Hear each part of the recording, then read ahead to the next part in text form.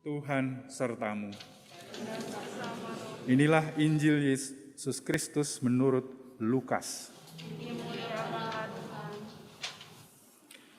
Sekali peristiwa, Yesus memasuki kota Yeriko dan berjalan terus melintasi kota itu. Ia berusaha melihat orang apakah Yesus itu, tetapi tidak berhasil karena orang banyak sebab ia berbadan pendek. Ia pun berlari mendahului orang banyak lalu memanjat pohon ara untuk melihat Yesus yang akan lewat di situ. Ketika sampai ke tempat itu, Yesus melihat ke atas dan berkata, "Zakeus, segeralah turun sebab hari ini aku harus menumpang di rumahmu." Lalu Zakeus segera turun dan menerima Yesus dengan sukacita. Tetapi semua orang yang melihat hal itu bersungut-sungut katanya, "Ia menumpang di rumah orang berdosa." Tetapi Zakeus berdiri dan berkata kepada Tuhan, "Tuhan, lihatlah, setengah dari milikku akan aku berikan kepada orang miskin, dan sekiranya ada sesuatu yang aku peras dari seseorang, akan aku kembalikan 4 kali lipat." Kata Yesus kepadanya, "Hari ini telah terjadi keselamatan atas rumah ini, karena orang ini pun anak Abraham. Sebab Anak Manusia datang untuk mencari dan menyelamatkan yang hilang." Demikianlah sabda Tuhan.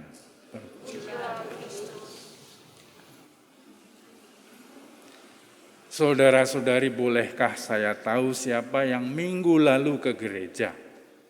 Angkat tangan, nggak usah tinggi-tinggi, tapi angkat tangan. Tidak banyak ya? Saya minggu lalu tidak ke gereja. Saya misa online di Kanada. Yang minggu lalu ke gereja, apakah masih ingat bacaan Injilnya? Apa minggu lalu? Nggak ingat ya? Apalagi khotbahnya ya.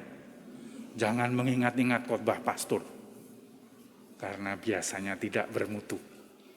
Maka saya tidak berani berkhotbah.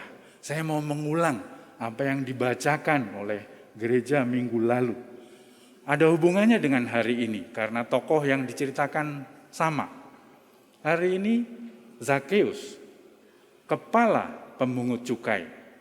Dan minggu lalu diceritakan 2 model doa orang. Yang satu orang Farisi, yang satu pemungut cukai.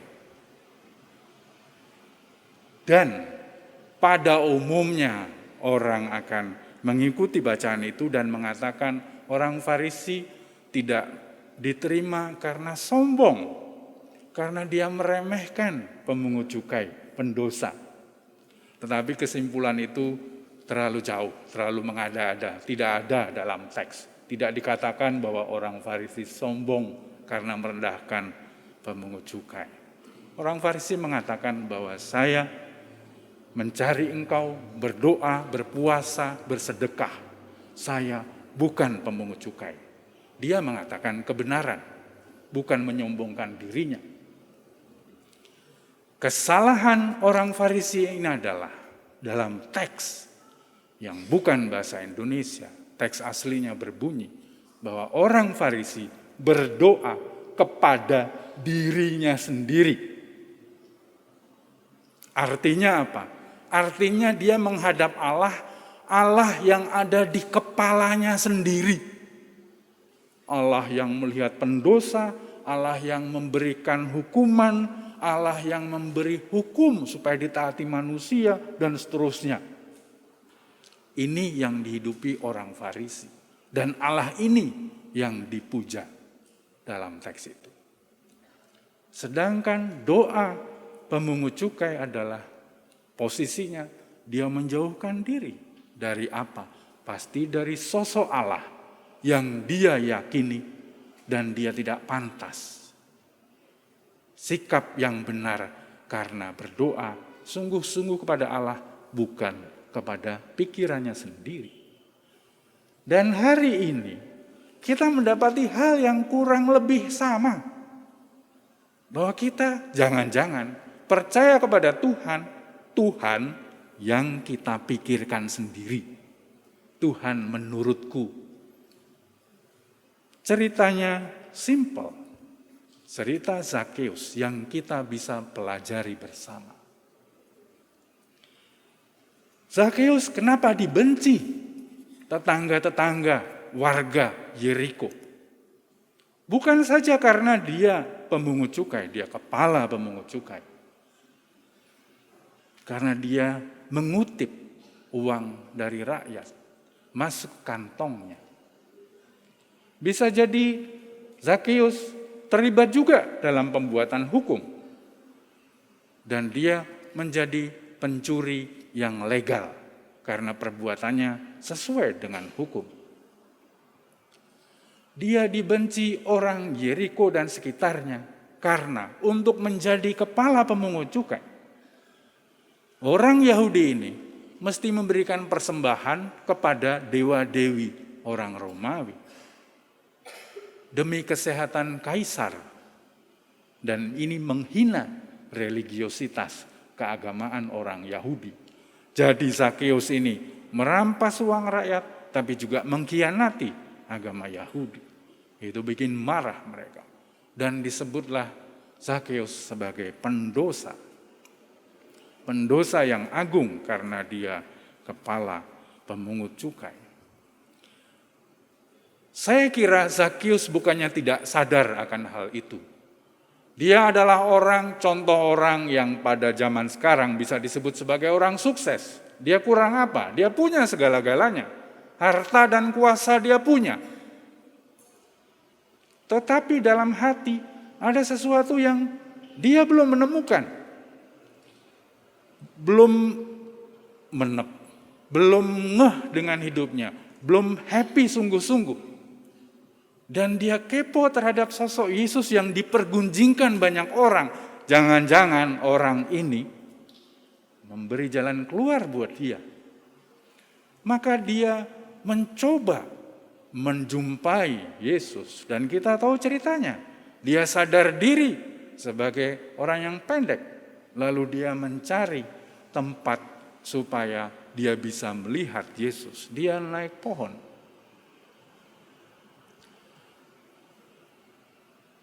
Kita belajar dari sini saja, tidak perlu dari keseluruhan teks.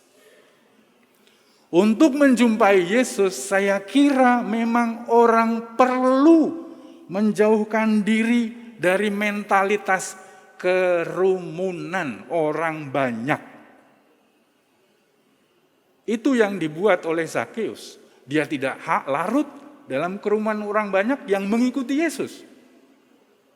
Dia memilih untuk menyendiri dan mencari tempat yang memungkinkan dia melihat Yesus. Tetapi saudara-saudari, pohon ara itu konon katanya, itu adalah tempat terbaik untuk fotografer candid. Karena itu banyak daunnya, sehingga bisa melihat keluar, tapi orang di luar tidak akan bisa melihat orang yang di atas pohon ara ini. Ini simbol cerita. Seperti ateis, seorang ateis yang tidak mau kelihatan. Sebetulnya dalam dirinya ada pergumulan, ada sesuatu yang belum dapat kepenuhan, tapi dia mendeklar, saya ateis.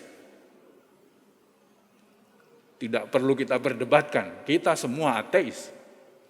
Tapi kita mengklaim teis. Ateis sebaliknya. Sungguh-sungguh teis, tapi klaimnya ateis. Berbalikan, jangan-jangan. Simbol yang dikisahkan Zakeus. Zakeus tidak hanya lari memisahkan diri dari kerumunan, dia mengambil perspektif yang berbeda dari atas, yang tidak dilihat kerumunan. Omong-omong mengenai kerumunan, mengapa itu berbahaya, saudara-saudari? Saya sebetulnya tidak sampai hati untuk menyampaikan ulasan, tetapi bulan ini betapa kita ditimpa dengan berita duka. Diawali dengan peristiwa Kanjuruhan, kerumunan. Siapapun yang salah, saya tidak begitu mempersoalkan. Semua bersalah. lalu tidak ada yang bersalah. Oke, pasti ada yang menjadi pemicu. Dan kemarin malam terjadi sesuatu yang kurang lebih mirip. Kerumunan lagi-lagi. Di Itaewon, Korea. Juga 130 lebih mati. Apakah di situ ada keselamatan? Ya, tentu saja mereka akan diterima Allah di surga. Tetapi keselamatan bukan pertama-tama soal hidup setelah kematian, tapi justru hidup yang sekarang ini. Itu keselamatan yang diharapkan Yesus, yang diwartakan Yesus dengan kisah Zakeus. Itu hal pertama, bahayanya kerumunan. Hal yang kedua, perspektif yang diambil oleh Zakeus ini menyadarkan kita pada yang tadi saya katakan kisah mengenai Farisi yang berdoa. Zakeus mengira bahwa manusia mencari Allah dan dia bisa menemukan Allah. Orang banyak berpikir bahwa Allah ada di atas sana dan manusia mesti melihat ke atas. Sekarang kebalikan. Zakeus berada di atas dan sosok yang merepresentasikan, yang menunjukkan wajah Allah ada di bawah.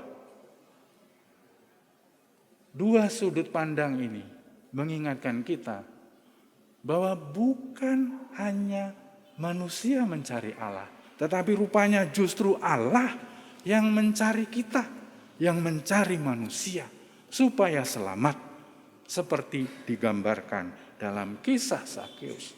Di mana keselamatan Zakeus? Jelas dalam kalimat terakhir Yesus mengatakan, hari ini di rumah ini terjadi keselamatan. Di mana selamatnya?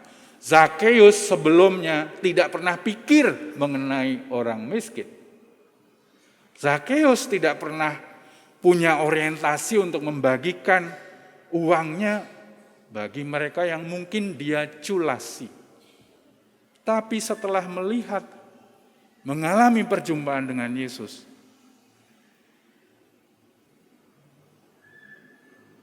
dia mulai berpikir bahwa rupanya harta yang kita punya ini, di dalamnya ada hak dari mereka yang tidak bisa memiliki posisi seperti kita.